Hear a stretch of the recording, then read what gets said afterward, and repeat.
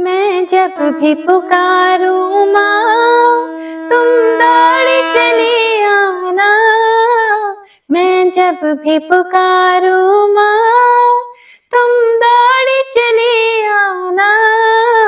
एक पल भी न रुकना माँ, मेरा मान बढ़ा जाना। एक पल भी न रुकना माँ, मेरा मान बढ़ा जाना। जय मां अम्बे। हरे कृष्णा। आप सभी का दिन शुभ और मंगलमय हो। हे प्रिय भक्तों, आज हम चैत्र मास महात्म्य में देवी भागवत पुराण के 19वें दिन की महात्म्य कथा का श्रवण करेंगे। आज 5वां नवरात्रा है। आज का दिन सूर्य मंडल के अधिष्ठात्री स्कंद माता को समर्पित है। स्कंद माता भगवान स्कंद अर्थात कार्तिकेय जी की माता होने के कारण ज्ञान, शक्ति और संतान सुख की प्रतीक मानी जाती है। स्कंद माता ममता और शक्ति का प्रतीक है, जो भक्तों को सुख और ज्ञान प्रदान करती है। स्कंद माता की पूजा संतान प्राप्ति और संतान की रक्षा के लिए की जाती है। माता रानी ज्ञान, बुद्धि और शक्ति प्रदान करती है और साथ ही भक्तों को सुख, शांति और समृद्धि प्रदान करती है। हमारे चैनल पर स्कंद माता की कथा और सप्तशती का पाठ पोस्ट कर दिया गया है, तो आप सभी भक्तजन आज के दिन इन कथाओं का रसपान जरूर कीजिएगा। तो आइए आज की महात्म्य कथा का शुभारंभ करते हैं। जय श्री गणेश। जब शुंभ ने सुना कि उसका भाई निशुंभ युद्ध भूमि में मूर्छित पड़ा है, तब शुंभ क्रोधित होकर वहां पर आया और बाणों से सभी देवताओं को घायल करने लगा। शुंभ के लिए कोई भी काम कठिन नहीं था। उसने तुमुल युद्ध आरंभ कर दिया। उसके इस प्रयास से संपूर्ण देवता, लोकपाल और इंद्र पराजित होकर भाग चले। अब तो शुंभ ने बलपूर्वक इंद्र की पदवी प्राप्त कर ली। कल्प वृक्ष और कामधेनु गौ सभी उसके अधिकार में आ गए। त्रिलोकी भर में उसी का नाम लेकर यज्ञ में हवन आरंभ हो गया। शुंभ ने कुबेर को भी जीतकर उनकी संपत्ति पर अपना अधिकार जमा लिया। सूर्य और चंद्रमा उसके अधीन बनकर चक्कर लगाते थे। यमराज को हराकर वह पद भी उसने अपने अधिकार में कर लिया। अपने प्रभुत्व से शुंभासुर अग्नि, वरुण और वायु सबके कार्य का स्वयं व्यवस्थापक बन गया। देवता बेचारे नंदन वन को छोड़कर पर्वतों की खोहों में जाकर छिप गए। राज्य छिन जाने के कारण उनकी शोभा नष्ट हो गई थी। अंधकारी होकर वे वनों में इधर उधर भटकने लगे। अब देवताओं का कोई भी सहायक नहीं रहा। वे निराधार, निस्तेज और निरायुध होकर समय व्यतीत करने लगे। इस स्थिति में पर्वतों की कंदराओं, जन शून्य जंगलों और नदियों की दराह में ही समस्त देवताओं का आना जाना था। स्थान भ्रष्ट हो जाने के कारण वे कहीं भी सुख से समय व्यतीत नहीं कर पाते थे। महाराज, यह बिल्कुल निश्चित है कि सुख प्रारब्ध के अधीन है। हे प्रिय भक्तों, अत्यंत पराक्रमी, महान, भाग्यशाली, प्रचुर ज्ञानी व्यक्ति भी विपरीत समय आने पर दुख के चक्कर में पड़ जाते हैं। महाराज, काल की करामात बड़ी ही अद्भुत है। उसके प्रभाव से राज्य का अधिकारी व्यक्ति भी भिक्षुक बन जाता है, दाता को भिखमंगा और बलवान को निर्बल, पंडित को अज्ञानी तथा शूरवीर को अत्यंत ही कातर बना देने का श्रेय एकमात्र प्रारब्ध को ही है। 100 अश्वमेघ यज्ञ करने के बाद भी इंद्र को स्वर्ग का सर्वोत्कृष्ट अधिकार प्राप्त हुआ था, फिर भी उन्हें असीम कष्ट भी भोगने पड़े।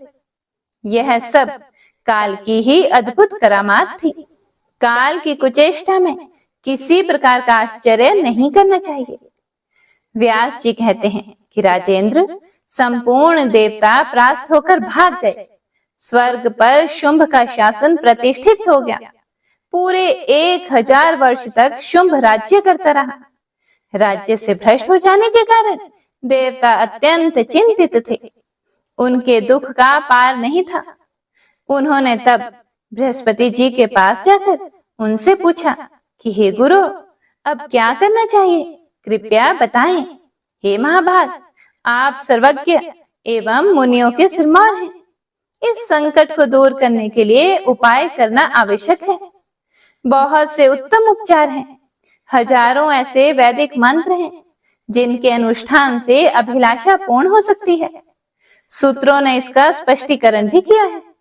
संपूर्ण कामनाओं को पूर्ण करने वाले तरह तरह के यज्ञ बताए गए हैं। हे मुने, आप उन उपायों को काम में लेने की कृपा करें। उनकी सभी विधियां आपको विदित हैं। वेद में शत्रु का नाश करने के लिए जो जैसी विधि बतलाई गई है, अब आप उसी का समुचित रूप से अनुष्ठान करें, जिससे हमारे संकट टल जाएं।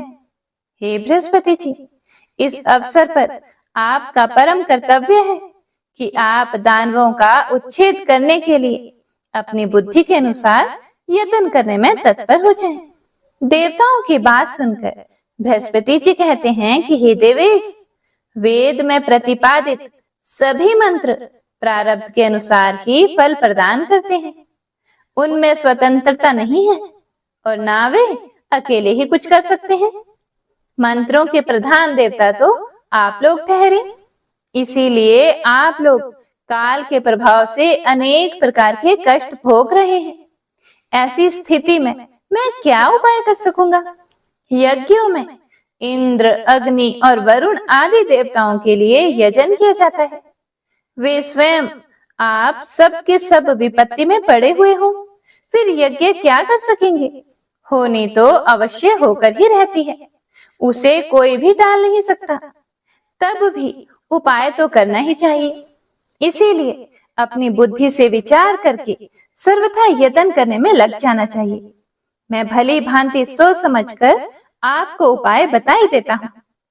पूर्व समय में भगवती जगदम्बा प्रसन्न होकर महिषासुर का वध कर चुकी हैं। तुम्हारे स्तुति करने पर उन्होंने वर दिया था कि हे प्रधान देवताओं, तुम्हें सदा मुझे याद करना चाहिए। माता ने कहा था कि जब जब तुम पर आपत्तियां आए तब तब मुझे स्मरण करना, मैं तुम्हारे संकट दूर कर दूंगी। इसीलिए तुम लोग अत्यंत मनोहर हिमालय पर्वत पर जाकर प्रेम पूर्वक भगवती चंडिका की आराधना में तत्पर हो जाओ। तुम्हें माया बीज की पूर्ण जानकारी प्राप्त है। मैं समझता हूँ कि तत्परता पूर्वक तुम्हारे अनुष्ठान करने पर भगवती अवश्य प्रसन्न हो जाएंगी। अब तुम्हारे दुख का अंत होने वाला दिखाई पड़ रहा है, इसमें कोई भी संदेह नहीं। मैं सुन चुका हूँ भगवती चंडिका हिमालय पर सदा विराजमान रहती हैं। उनकी स्तुति और पूजा की जाएगी तो वे तुरंत मनोरथ पूर्ण कर देंगी। दृढ़ निश्चय करके तुम सब लोग हिमालय पर चले जाओ। हे देवताओं, ऐसा करने पर तुम्हारे सभी मनोरथ भगवती अवश्य पूर्ण कर देंगी। व्यास जी कहते हैं कि राजेंद्र, बृहस्पति के ऐसे वचन सुनकर देवता हिमालय पर्वत पर गए और उन्होंने देवी की आराधना आरंभ कर दी।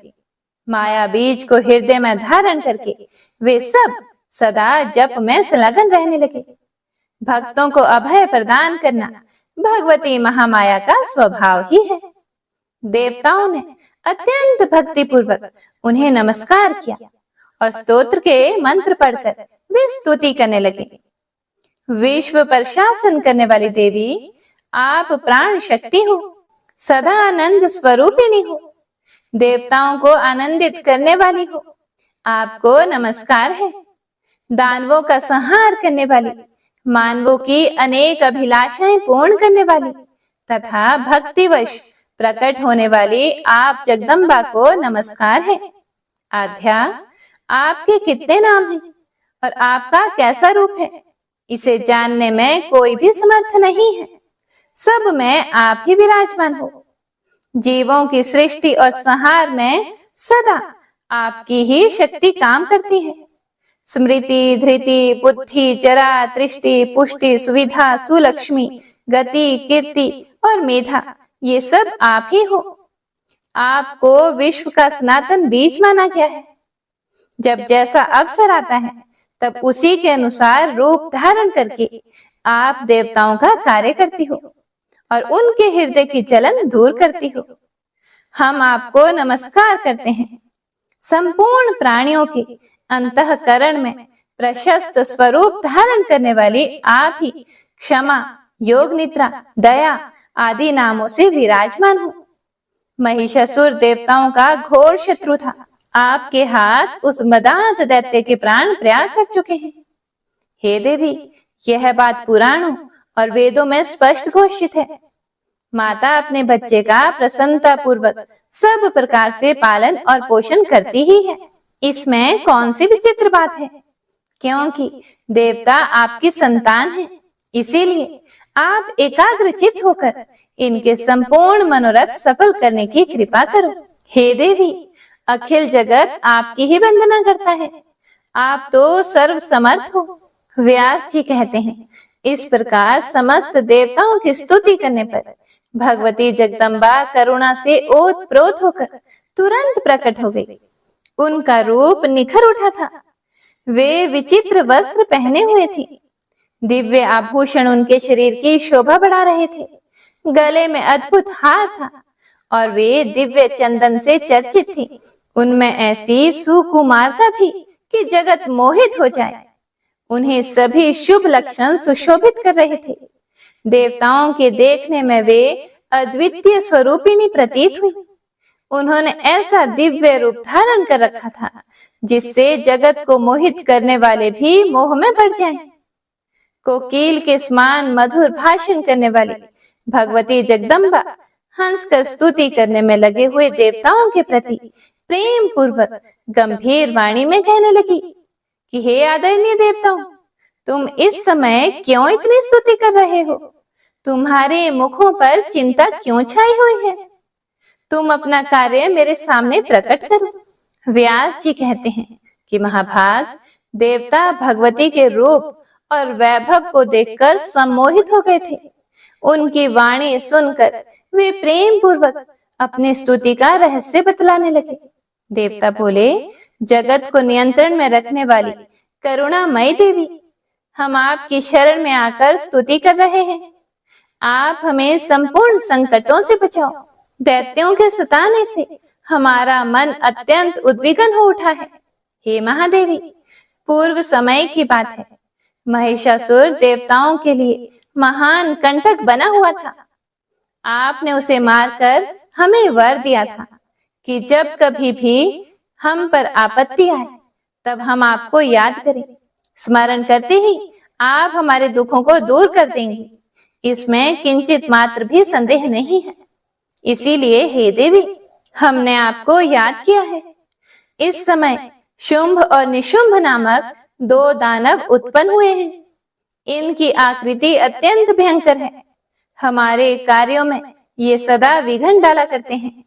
किसी भी पुरुष से ये मारे नहीं जा सकते। ऐसे ही प्रतापी रक्त बीज और चंड मुंड भी हैं। इनके अतिरिक्त और भी बहुत से महान बलशाली दानव हैं। इन असुरों ने हम देवताओं का राज्य छीन लिया है। हे देवी, हमें दूसरा कोई अवलंब नहीं है, केवल एक आप ही शरण हो। देवता अवश्य ही महान कष्ट पा रहे हैं। आप इनका कार्य सिद्ध करने की कृपा करो। हे देवी, देवता आपके चरणों की शरण ग्रहण करके अत्यंत बलशाली दानवों द्वारा प्राप्त दुख आपको बता चुके हैं। माते, ये देवता आपके प्रति अटूट श्रद्धा रखते हैं। इस समय इन पर दुख के बादल उमड़ रहे हैं। अब आप इनके लिए शरण्य होकर दुख दूर करने की कृपा करो। हे देवी, युग के आरंभ में आपने ही इस विश्व की रचना की थी। आप अपना बनाया हुआ जानकर अखिल भूमंडल की रक्षा में तत्पर हो जाएं। माते, अभिमानी दानव बल के घमंड में चूर होकर जगत को पीड़ा पहुंचा रहे हैं। उनका विनाश करके जगत को सुख प्रदान करो। व्यास जी कहते हैं, देवता शत्रुओं से अत्यंत दुखी थे। उन्होंने जब इस प्रकार स्तुति की, तब देवी ने अपने विग्रह से एक दूसरा स्वरूप प्रकट कर दिया।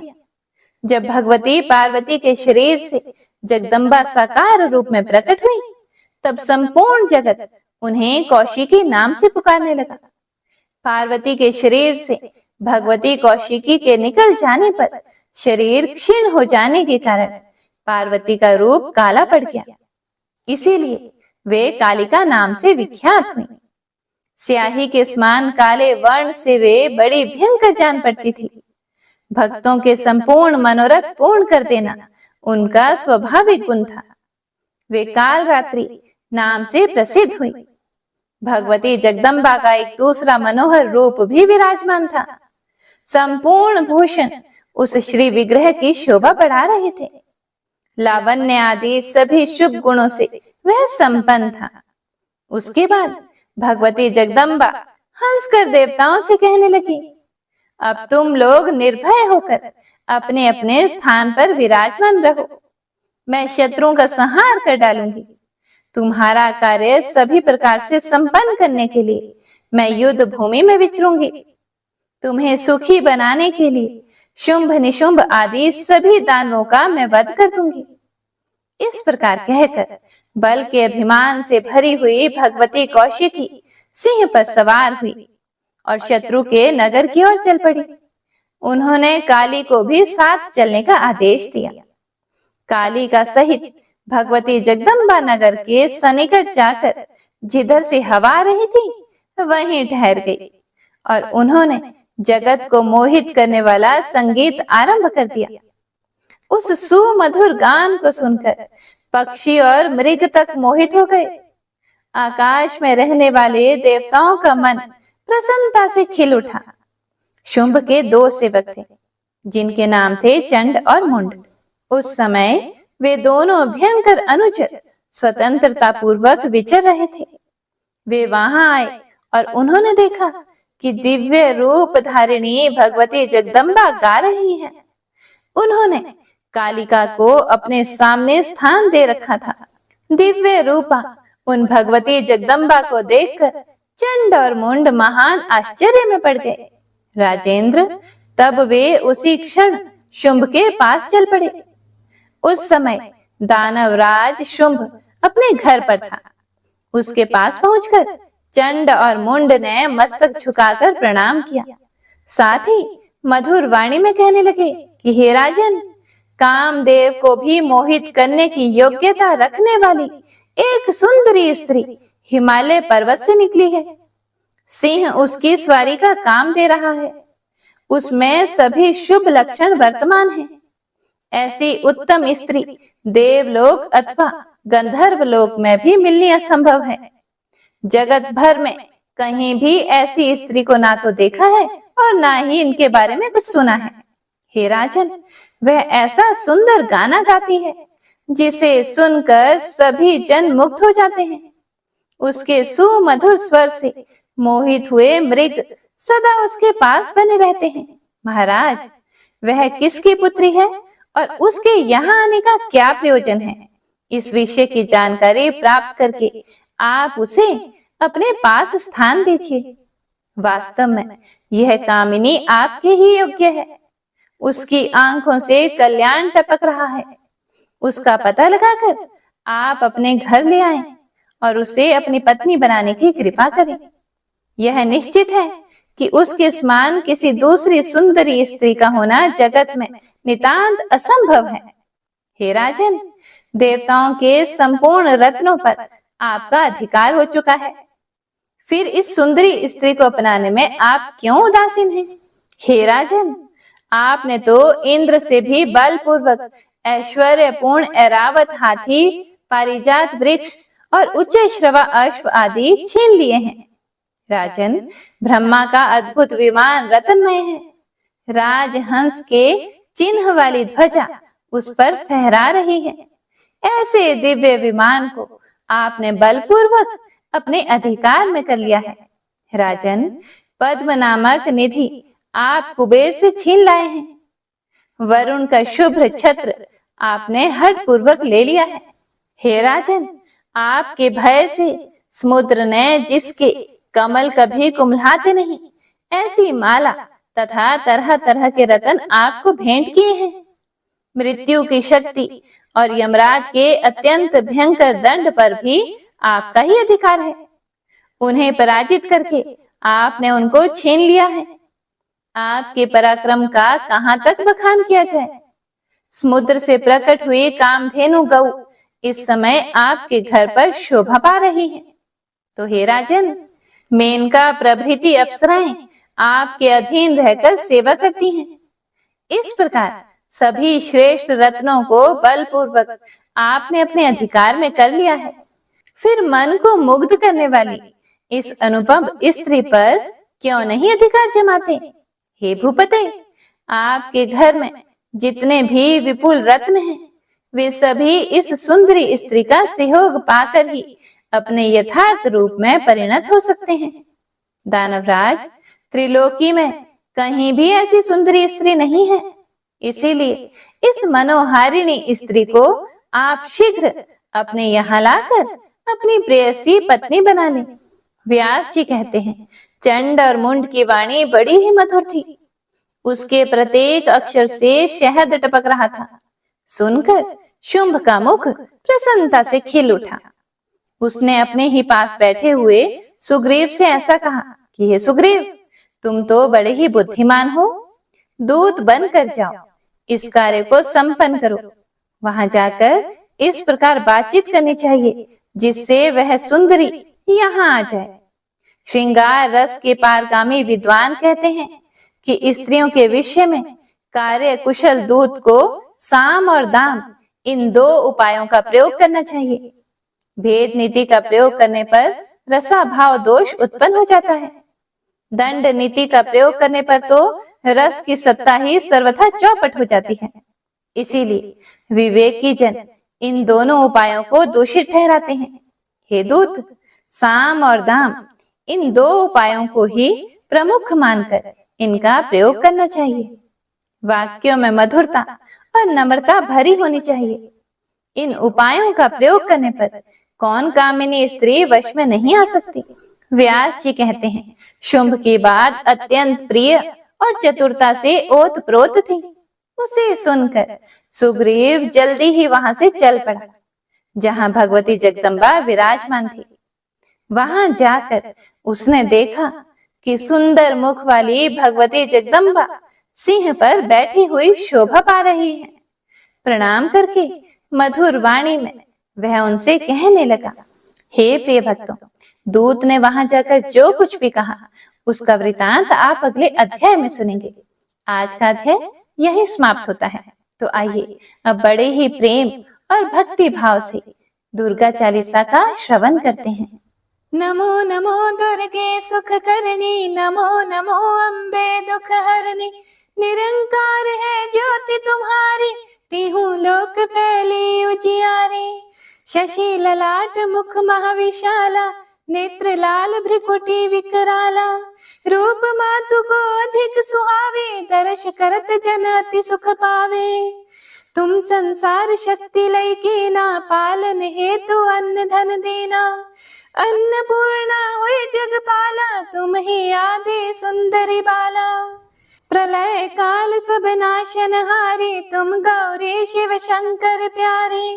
शिव योगी तुम्हारे गुण गावे, ब्रह्मा विष्णु तुम्हें नित ध्यावे। रूप सरस्वती को तुम धारा, दे सुबुद्धि ऋषि मुनि नुबारा। धर्यो रूप नरसिंह को अम्बा, प्रगट भई फाड़ कर खंबा। रक्षा करी प्रहलाद बचायो, हिरण्याक्ष को स्वर्ग पठायो। लक्ष्मी रूप धरो जग माही, श्री नारायण अंग समाही। शेर सिंधु में करत विलासा, दया सिंधु दीजे मन आसा। हिंगलाज में तुम्ही भवानी, महिमा अमित ना जात बखानी। मातंगी अरु धूमवती माता, भुवनेश्वरी बगला सुखदाता। श्री भैरव तारा जगतारिणी, छिन्न भाल भव दुख निवारिणी।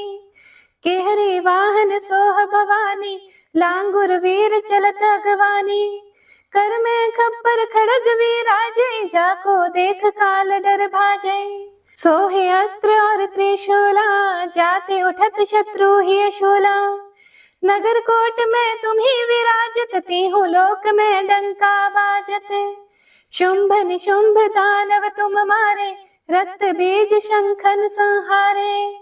महिषासुर नृपति अभिमानी, जेहि अघभार मही अकुलानी। रूप कराल कालिका धारा, सेन सहित तुम तिहि सहारा। परिगाड़ संतन पर जब जब, भई सहाय मातो तुम तब तब। अमरपुरी अरु बासवलोका, तब महिमा सब कहे अशोका। ज्वाला में है ज्योति तुम्हारी, तुम्हें सदा पूजे नर नारी। प्रेम भक्ति से जो यश गावे, दुख दारिद्र निकट नहीं आवे। ध्यावे तुम्हें जो नर मन लाए, जन्म मरण ताको छुट जाए। जोगी सुर मुनि कहत पुकारे, योग न हो बिन शक्ति तुम्हारे। शंकर आचार्य तप कीनो, काम क्रोध चित सब लेनो। निश दिन ध्यान धरो शंकर को, काहू काल नहीं सुमिरो तुमको। शक्ति रूप का मर्म ना पायो, शक्ति गई तब मन पछतायो। शरणागत हुई कीर्ति बखानी, जय जय जय जगदम्ब भवानी। भई प्रसन्न आदि जगदम्बा, दई शक्ति नहीं कीन विलंबा। मोको मातु कष्ट अति घेरो, तुम बिन कौन हरे दुख मेरो। आशा तृष्णा निपट सतावे, रिपु मूरख मोहि डर पावे। शत्रु नाश कीजे महारानी, सुमिरो एक चित तुम्हें भवानी। करो कृपा हे मातु दयाला, रिद्धि सिद्धि दई करहु निहाला। जब लगी ज्यों दया फल पाऊं, तुम्हरो यश मैं सदा सुनाऊं। दुर्गा चालीसा जो कोई गावे, सब सुख भोग परम पद पावे। देवी दास शरण निज जानी, करहु कृपा जगदम्ब भवानी। इति श्री दुर्गा चालीसा संपूर्ण।